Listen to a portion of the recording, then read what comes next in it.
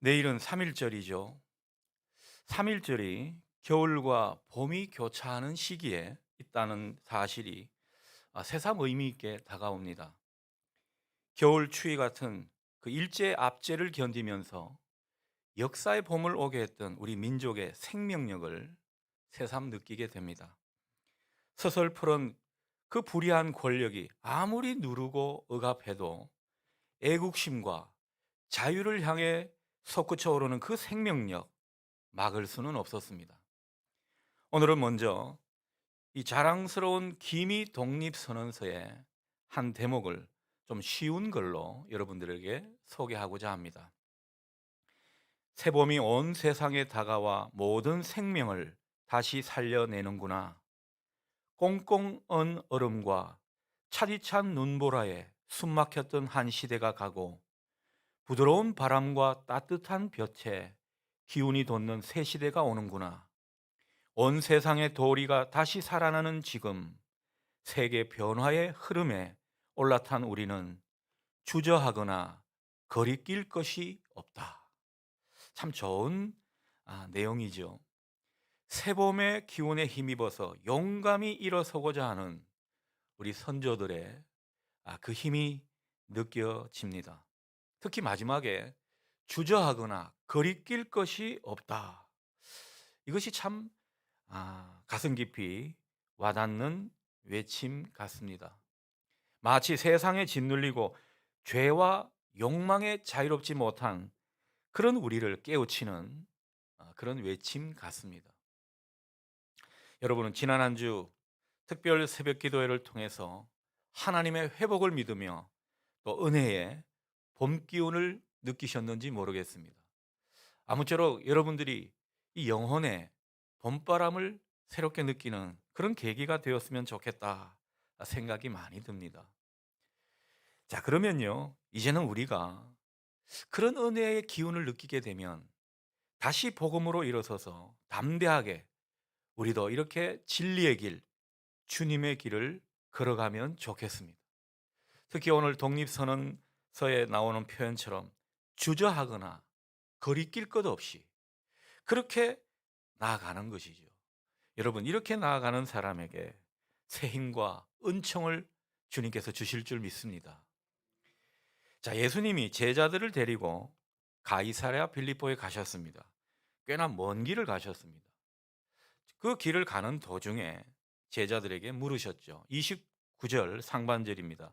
너희는 나를 누구라고 생각하느냐?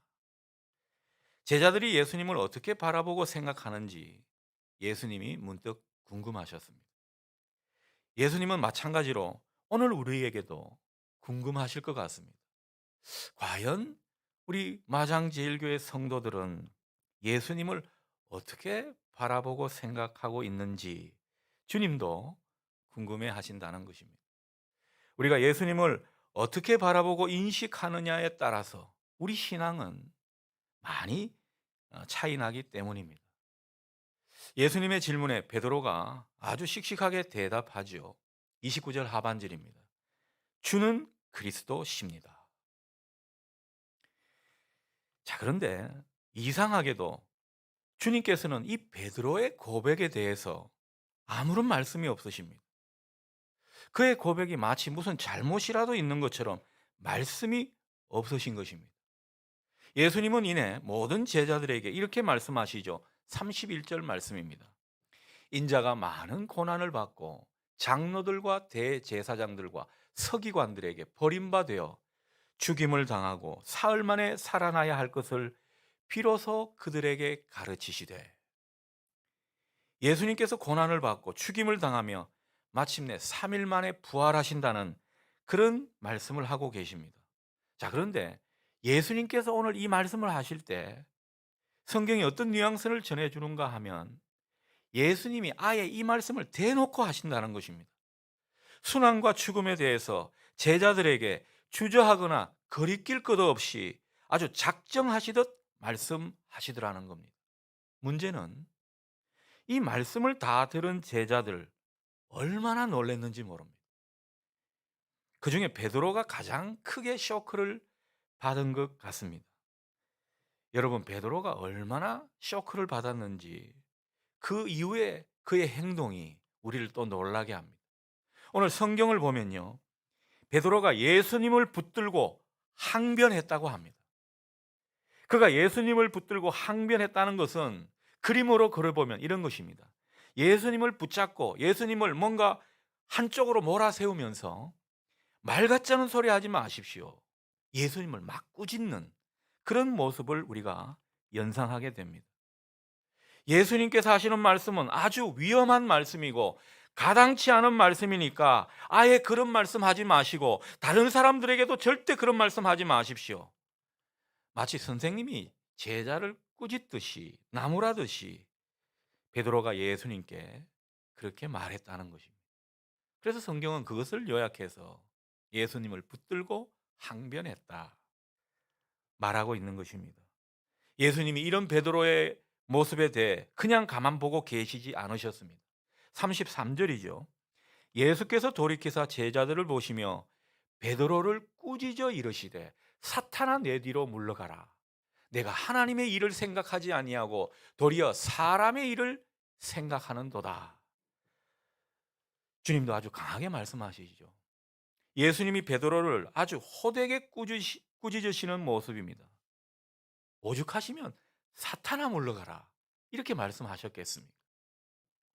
베드로를 사탄이라고 꾸짖으신 것은 베드로가 지금 사탄의 사주를 받아서 마치 사탄이 잘하는 그 예수님을 시험하고 예수님이 이를 방해한다는 그런 뜻으로 이렇게 말씀하신 것입니다. 예수님은 지금 하나님의 뜻을 따라서 순환과 죽음의 그 십자가의 길을 가야 되는데 그런 하나님의 뜻도 모르고 사탄에게 놀아난 채 예수님의 길을 방해하고 예수님의 길을 막고 있다는 것입니다.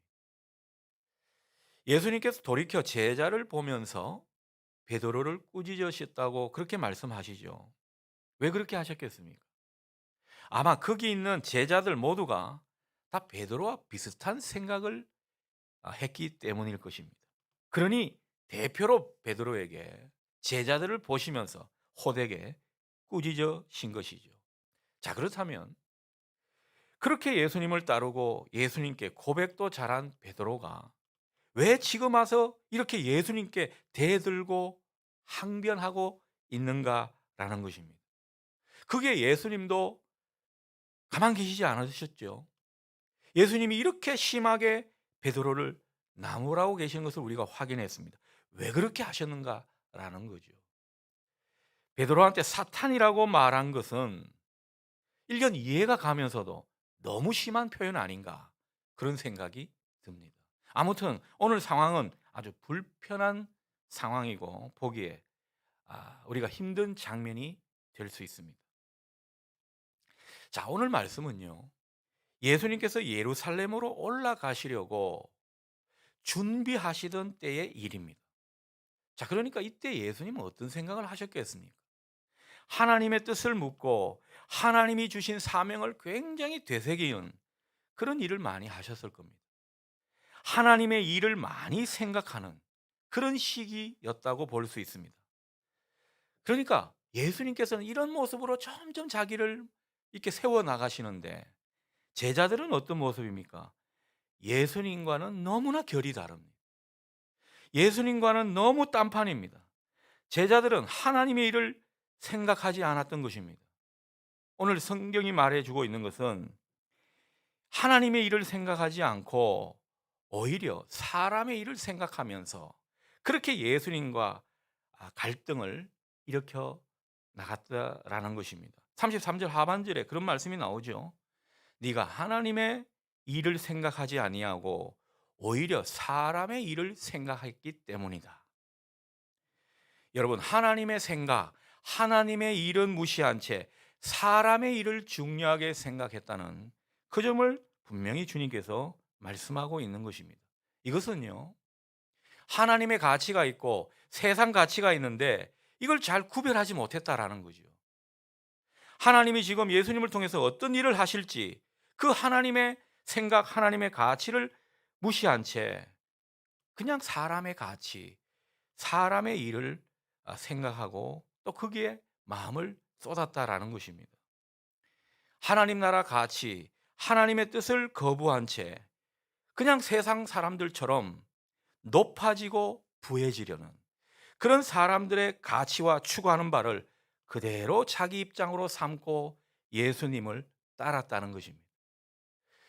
뭐 예수님을 따르는 시기가 아주 뭐 예전 일이면 모르겠습니다. 예수님을 따라다니기 시작한 지 얼마 안 되는 그런 일이 아니었습니다. 이제 예수님께서 얼마 안 있으면 십자가를 져야 하는 그런 시기에 여전히 이런 모습이었다라는 것입니다. 자, 문제는요. 이러한 제자들의 모습, 베드로의 모습이 사탄의 입장을 대변하는 일이라는 것입니다. 예수님과 제자의 갈등은 하나님의 가치, 그리고 사람의 가치가 이 둘이 충돌하는 일이라고 볼 수 있습니다.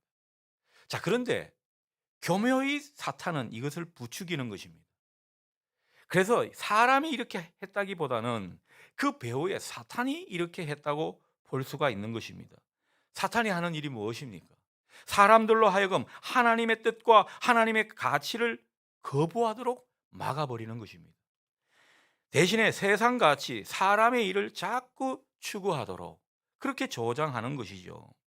예수님은 지금 하나님의 뜻에 따라서 십자가의 길을 가셔야 되는데 베드로를 비롯한 모든 제자들은 자기들이 바라는 그 힘 있는 메시아, 자기들의 소원을 다 이루어 줄 그 메시아의 길로 예수님이 가셔야 된다고 생각한 것입니다. 그러니 베드로가 그렇게 예수님을 붙들고 항변한 것이죠. 사람의 일, 자기들이 좋자고 하는 그런 일을 추구하도록 예수님을 오히려 종용했다라는 것이죠. 그래서 예수님과 갈등을 일으키고 예수님과 뭔가 평행선을 걷는 이런 사건이 생기게 된 것입니다.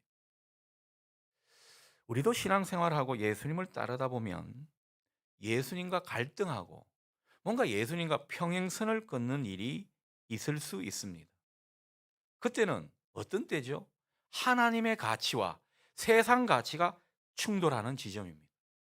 우리가 주님을 따른다고 하면서 하나님의 일보다는 사람의 일을, 하나님의 가치보다는 사람의 가치를 우선할 때가 많은 것을 보게 됩니다.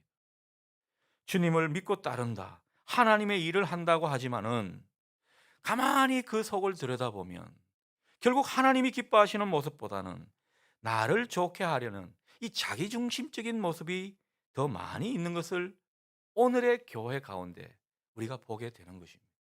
여러분, 오늘날 우리 한국 교회가 결국 넘어지게 된 이유가 바로 여기에 있지 않겠습니까?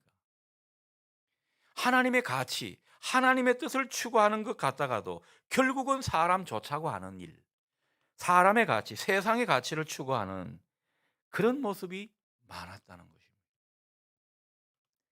자, 그렇다면 제자들이 이렇게 하나님의 일을 생각하지 않고 사람의 일을 생각하고 추구하게 된 이유는 뭘까요? 여러분, 그 이유가 뭐라고 보십니까?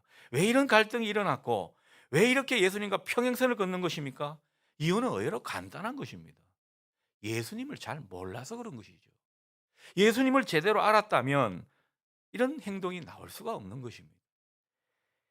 여러분, 제자라고 한다면 자기들의 스승이신 예수님이 누군지 좀 제대로 알아야 하는 사람 아니겠습니까? 그런데 제자들은요, 예수님을 따른다, 자기들은 메시아의 그 길을 따른다 말하고 있지만은 정작 예수님이 어떤 메시아이셨는지는 잘 몰랐다는 것입니다. 주님을 잘 모르니까 결국 하나님의 일을 자꾸 사람의 일로 치환하면서 그것을 추구하게 되는 것이죠. 우리도 주님을 믿고 따른다고 하지만은 어떨 때 보면요, 저부터도 그렇습니다. 우리가 믿고 따르는 주님이 어떤 주님인지 제대로 모르고 그렇게 신앙생활하고 주의 일을 할 때가 더러 많다는 것입니다. 그런데 우리가 주님을 제대로 모르게 되면 주님을 믿고 따르는 우리 자신도 모르는 일입니다. 여러분, 이게 연결되어 있습니다. 우리가 주님을 깊이 생각하고 주님을 제대로 알아가게 되면 결국 내가 누구인지, 내가 어떤 사람인지, 그래서 어떤 인생을 살아야 하는지 우리가 알게 된다는 것이죠. 이게 참 신기하고 신비한 것입니다. 어떤 분 정말 자기 성찰이 제대로 된 분이 있죠. 그러면 어느 틈엔가 주님을 제대로 알아가는 그 길에 있는 것입니다. 우리가 주님을 잘 몰라서 헤매고 있을 때 보면요. 자기 자신도 잘 모릅니다. 그러니 방황하는 것이죠.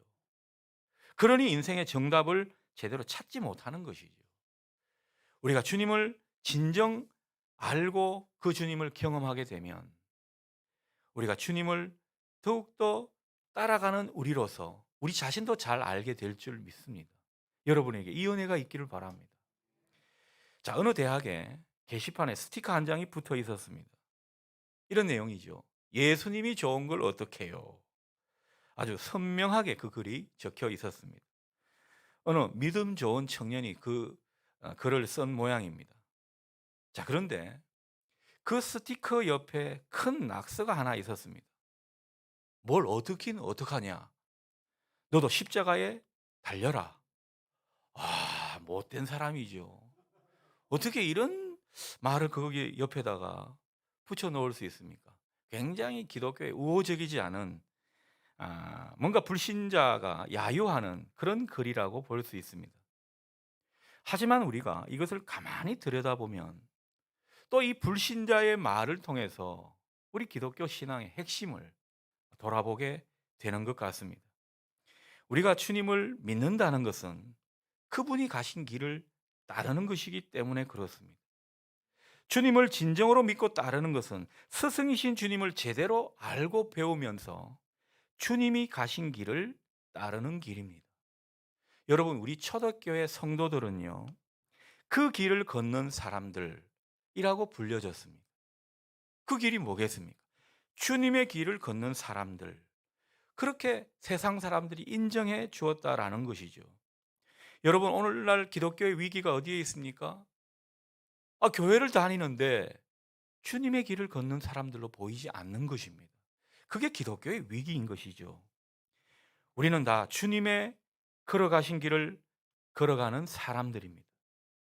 주님이 가신 길을 걸어가는 우리들에게 오늘 34절과 같이 주님께서 말씀하십니다. 우리 34절을 다 함께 읽겠습니다. 무리와 제자들을 불러 이르시되 누구든지 나를 따라오려거든 자기를 부인하고 자기 십자가를 지고 나를 따를 것이니라. 아멘.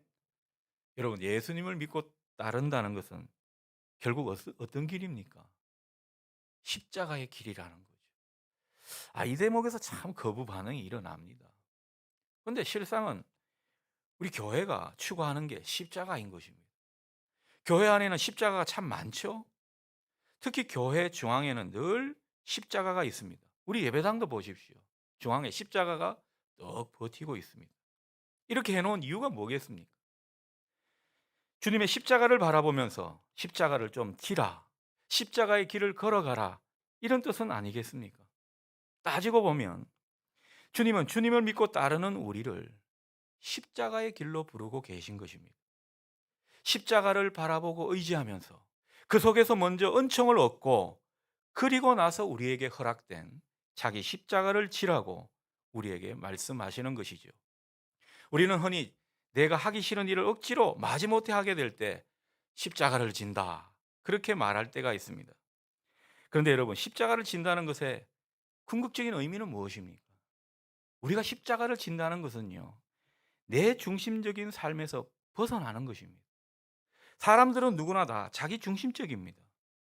그런데 십자가를 지는 그 길을 들어서게 될 때 우리는 하나님과 다른 사람을 위해 이타적인 모습으로 살아가게 되는 것입니다. 다른 사람들을 위해 희생하고 손해보는 그런 일을 우리가 하게 되는 것이죠. 어려운 일을 당한 지체, 슬픔을 당한 그런 영적인 가족을 돌보고 함께하기 위해서 기꺼이 그들 곁에 가까이 다가서는 것입니다. 때로는 손을 잡아주고 기꺼이 다른 사람들을 위해 낮아짐을 택하는 것, 이게 십자가를 지는 것입니다. 자, 그런데 이 십자가를 지는 일은요, 자기 부인 없이는 되지 않습니다. 자기 부인이라는 게 뭐죠? 내 자아를 없이 하는 것입니다. 우리가 예수의 길을 가는 데 있어서 늘 걸림돌은 내 자아가 여전히 크다는 것입니다. 그 자아를 구성하는 것이 무엇입니까? 내 뜻과 내 욕심과 내 감정과 내 생각이죠. 이걸 내려놓는 것이 자기를 부인하는 길입니다. 이것은 다른 말로 하면 자기 중심적인 태도나 경향을 없이 하는 것입니다. 중요한 것은 그렇게 자기를 없이 한 뒤에 거기에 주님의 뜻, 주님의 것으로 내 속을 채우는 것입니다. 이게 자기를 부인하는 모습이라는 것입니다. 자기의 것을 포기하는 대신에 주님의 것으로 채우는 것. 이게 자기 부인입니다. 자, 그런데 이렇게 자기 부인을 하라고 하는데 이게 말이 쉽지 참 어려운 일입니다. 여러분, 우리가 자기를 부인하고 자아를 없이 한다는 것 얼마나 어려운 일인지 우리가 때로는 경험해서 아는 것입니다. 여러분, 내 뜻과 내 욕망 내려놓기 쉽습니까? 주님은 늘 그런 것을 우리에게 말씀하시는데 이게 참 쉬운 일이 아니라는 거죠. 자, 그래서 내 자신을 없이 하는 것, 자기 부인을 하는 것, 이게 자기 십자가를 지는 중요한 모습인 것입니다.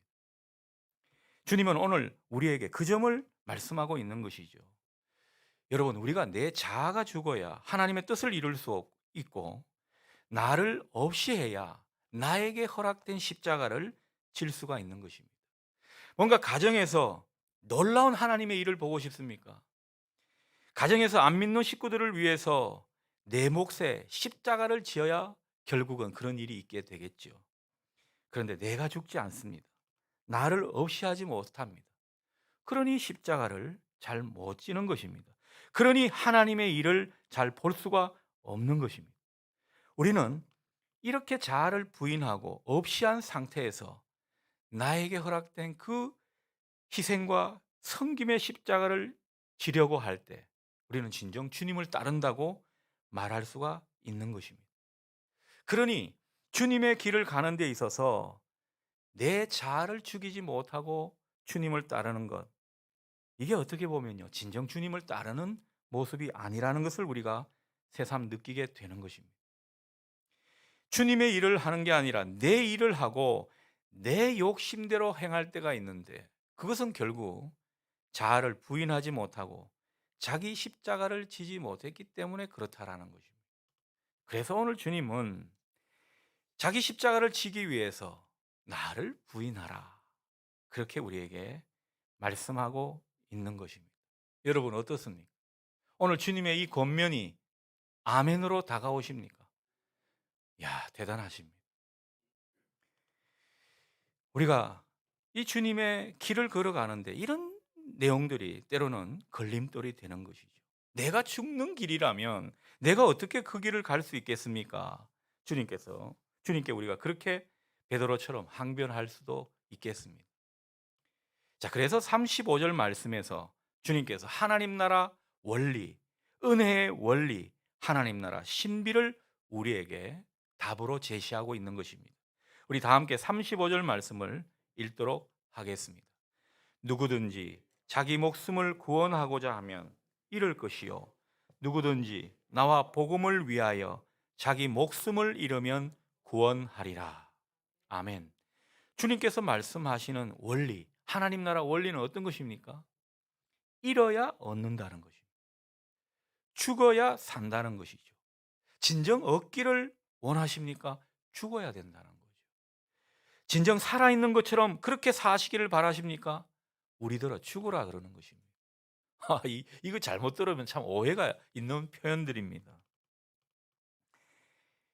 이 하나님 나라 길은 다 이런 역전의 원리로 하나님의 뜻을 이루고 하나님의 영광을 보는 것입니다. 여러분, 주님께서 십자가의 길을 가시지 않았으면요, 영광의 길, 부활의 승리는 없었을 겁니다.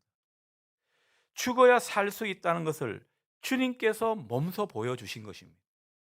십자가의 길이 결국 영광의 길이고 하나님 나라를 회복하는 길임을 우리에게 몸소 보여주신 것입니다.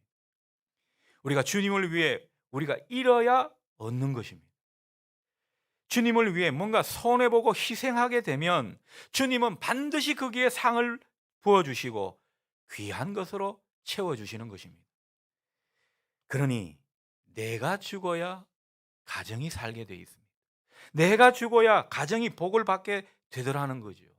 자, 그렇다면 교회가 살아나고 교회가 부흥하고 교회에 생명이 있으려면 어떻게 해야 합니까? 교회 지도자가, 목회자가 죽어야 합니다. 그것을 오늘 우리에게 말씀하고 있는 것이죠. 하나님 나라 원리가 이렇습니다. 자, 이렇게 듣고 보니까요, 이 하나님 나라 원리 썩 알고 싶지도 않고 굉장히 부담스럽습니다. 그런 생각도 듭니다. 나는 안 된다. 나는 못하겠다. 그런 생각이 들지도 모릅니다. 하지만 주님께서 이 말씀을 우리에게 하신 것은요, 이유가 있습니다. 우리 의지대로, 우리 힘으로 이렇게 하라는 것이 아닙니다. 여러분, 복음이라는 것은 우리를 붙들어 매고 억지로 뭘 하는 게 아니라는 것이죠. 주님께서 이것을 우리에게 복음으로 알려주셨습니까? 그렇다면 거기에는 주님만의 방법이 있다라는 거죠. 이것은 원천적으로 우리 의지로 되는 일이 아닙니다. 우리의 노력과 힘으로 되지 않습니다. 주님을 붙들어야 하는 것입니다. 오늘 주님께서 말씀하시는 포인트는 바로 여기에 압축되는 것입니다. 우리가 주님의 십자가를 붙들어야 한다는 것이죠. 주님을 믿는다는 것은, 주님의 길을 간다는 것은 주님을 힘있게 붙드는 것입니다. 주님을 붙드는 가운데 우리가 십자가의 길을 가게 되고, 결국 이 세상 가운데 두려움 없이, 거리낄 것 없이 그렇게 나아갈 수 있는 것입니다. 그러니 십자가를 이렇게 상징적으로 늘 보여주시는 것이죠. 우리가 할 수 없는 일, 하기 싫은 일, 나는 도저히 못한다고 하는 일을 주님을 바라보고 주님의 십자가를 붙들어 갈 때 우리는 주님의 능력과 권세와 주님의 은총으로 말미암아 능히 감당할 수 있더라는 것입니다. 이게 하나님 나라 원리인 것이죠. 여러분, 목사도요, 자연적인 모습으로 누군가를 용서하고 누군가를 받아줄 수가 없습니다. 우리가 아무리 신앙에 고단수락하고 신앙 경력이 20, 30년, 50년 된다고 하더라도 우리의 힘으로는 우리가 싫은 일을 할 수가 없는 것입니다. 그러니 십자가의 주님을 바라보라고 우리에게 말씀하시는 것이죠. 바울은요, 정말 자기가 두려워하고 낙심하고 또 여러 가지로 힘든 지경에 빠졌을 때 십자가를 보고 묵상할 때마다 자기의 가슴이 뜨거워졌다고 우리에게 고백했습니다. 어떤 놀라운 기운이 차오르는 것을 느낀다는 것이죠. 우리도 사순절 기간에 주님을 자주 생각하고 십자가를 바라보게 되면 바울이 경험한 그 은혜를 우리도 얻는다고 믿습니다. 그래서 예전에는 용서할 수 없는 사람을 용서하게 됩니다. 예전에는 도저히 내가 섬기고 봉사할 수 없다고 생각했는데 어느덧 하나님 나라를 위해 섬기는 사람이 되는 것입니다. 내 힘으로 그렇게 된 게 아닙니다. 주님의 은총으로. 그런 인생의 변화가 일어나는 것이죠. 그러니 우리가 할 일은 사순절 기간입니까? 겟세마네 주님의 그 모습을 생각하는 것입니다. 갈보리 주님을 묵상하고 무덤에서 부활하신 그 주님을 기억하는 것입니다. 말씀을 따라, 그리고 말씀을 의지해서 그 주님께 조용히 기도하며 나아가는 것이죠. 그럴 때 성령님이 주시는 은혜가 반드시 우리를 뒤따르게 될 줄 믿습니다. 그 가운데서요, 근심과 걱정에서 우리가 빠져나오는 은혜도 있는 것입니다. 그렇게 괴롭고 힘들어하던 일을 우리가 뛰어넘고 있더라는 것이죠. 이게 하나님이 주시는 권능입니다. 이 모든 것을 뛰어넘으면서 주님을 바짝 따를 수 있게 되더라는 것이죠. 다른 사람을 품지 못한 사람이 있는데 그 사람을 품고 있더라는 것입니다.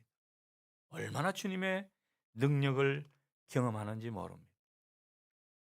오늘날 교회와 신자들 능력이 없고 치리멸렬하는 모습이라고 사람들이 안타까워합니다. 왜 그렇습니까? 십자가를 버렸기 때문입니다. 십자가의 능력을 체험하고 살지 않기 때문입니다. 멸시천대 십자가는 주님과 다른 사람들에게 다 맡기는 모습입니다. 대신 자신은 종기 영광, 모든 권세를 차지하려고 하는 것이죠. 그게 교회의 사달이 나는 것입니다. 혹 우리는 주님을 믿고 따른다고 하면서 내 자신을 부인하지 못하고 여전히 자아가 살아서 주님이 주신 십자가를 제대로 지지 못하는 그런 모습은 없는지 우리 사순절 기간에 우리 인생을 놓고 한번 생각해 봤으면 좋겠습니다. 우리가 주님을 믿고 따른다고 하면서 진정 다른 사람을 위해 내가 얼마나 손해나 희생을 무릅쓰며 살고 있는지, 아니면 대신 주님의 은혜만 받으려고 하는 것은 아닌지 돌아보라는 것이죠. 냉철하게 자신을 보자는 것입니다. 정말 나는 과연 주님을 믿고 따르고 있는가? 그 가운데 우리는요, 현 주소를 보게 됩니다. 나는 주님을 제대로 믿고 있는 것이 아닌 것 같고, 나는 이런 길을 제대로 가지 못할 것 같은 그런 초라한 자신을 만나게 되는 것이죠. 여러분, 그때 주님을 우리가 깊게 만나는 지점인 것입니다. 그럴 때 우리가 십자가의 주님을 새롭게 보게 되는 것이죠. 그리고 능력을 얻게 됩니다. 주님의 사랑을 전에 없이 체험하게 되는 것이죠. 그러니 여러분, 이 사순절 기간 만사를 제쳐놓고 주님을 깊이 묵상하고 따라가시는 여러분 되시기를 바랍니다. 그래서 진정 주님의 길을 걷고 낮아지는 길을 선택하고 십자가를 지고 따르는 그런 우리의 변화된 모습이 우리 삶 가운데 나타나게 하십시오. 누차 말씀드리지만 이 일은 우리 힘으로 되지 않습니다. 그러니 우리가 십자가를 묵상하고 또 십자가의 능력을 구하는 것입니다. 그러다 보면요, 십자가에 참 생명이 있고 구원이 있고 주님의 사랑이 이 가운데 농축되고 있음을 우리가 경험하게 될 줄 믿습니다. 이 십자가의 비밀을 깨닫는 사람에게 주시는 축복이 있습니다. 그게 9장 1절 말씀에 소개되어 있죠. 하나님 나라가 임하는 것입니다. 하나님 나라가 권능으로 임하는 것을 보게 될 것이라고 말씀하십니다. 하나님의 통치가 일어나고 성령의 능력이 함께하는 것이죠. 모든 일에 능력 있고 승리하며 살게 되는 비결을 얻게 되는 것입니다. 이제 며칠 후면 만물이 소생하고 약동한다는 경칩이 다가옵니다. 주님을 신뢰하는 가운데 성령의 봄 기운을 따라 힘있게 주님의 길을 걷는 저와 여러분 되시기를 바랍니다. 주저하거나 거리낄 것 없이 주님의 길을 걸어가십시다. 주님의 은총이, 주님의 영광이, 주님의 능력이 반드시 우리와 함께 하실 것입니다. 아멘. 기도하겠습니다.